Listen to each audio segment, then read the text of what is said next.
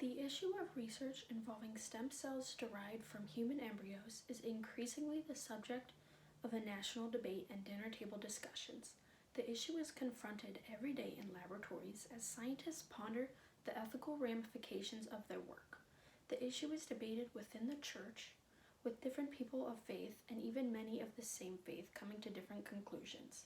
Many people are finding that the more they know about stem cell research, the less certain they are about the right ethical and moral conclusions. Embryonic stem cells give rise to research possibilities that other cells cannot offer. The potential benefits of embryonic stem cell research, that is, understanding and possibly curing many debilitating diseases, far outweigh the moral concerns, and for this reason, embryonic stem cell research should be pursued. According to the Hastings Center, a research group concerned with examining critical bioethics issues facing professional practice and public policy, stem cells are pluripotent cells of the body which are undifferentiated. This means that stem cells can ultimately give rise to any type of body tissue. The full promise of stem cell research remains unknown and it should not be overstated, but scientists believe that these tiny cells may have the potential to help us understand and possibly cure some of our most devastating diseases and conclusions, such as Parkinson's disease and juvenile diabetes. How? Researchers are able to map out the developmental course of complex medical conditions to understand how, when, and why diseased, specialized cells fail to function properly in patients. Furthermore, researchers can aggressively test the safety and efficacy of a new targeted drug interventions on tissue cultures of living human cells derived from disease-specific embryonic stem cells. This method of testing can reduce the risk associated with human subjects research.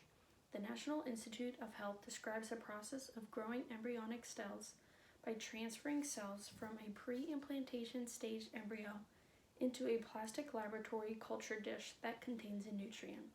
The cells divide and spread over the surface of the dish. If the plated cells survive, divide, and multiply enough to crowd the dish, they are gently removed and plated into several fresh culture dishes. Once the cell line is established, the original cell yields millions of embryonic stem cells. The University of Nebraska Medical Center states that embryonic stem cells can maintain and grow for 1 year or more in culture.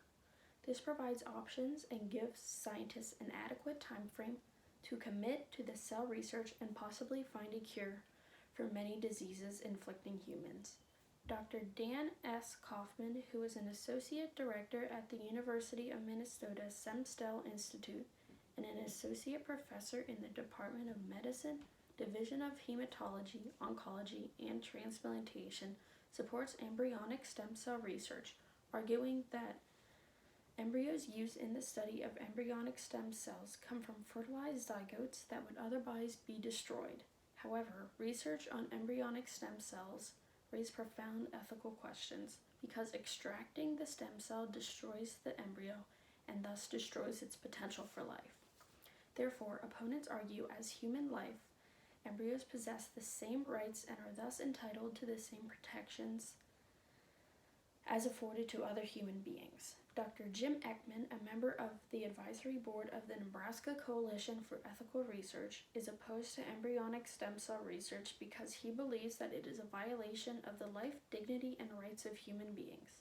Similar to Ekman, the opponents of embryonic stem cell research believe that life begins at conception, the moment a sperm fertilizes an egg, and consequently, the destruction of a week-old human embryo is the destruction of life.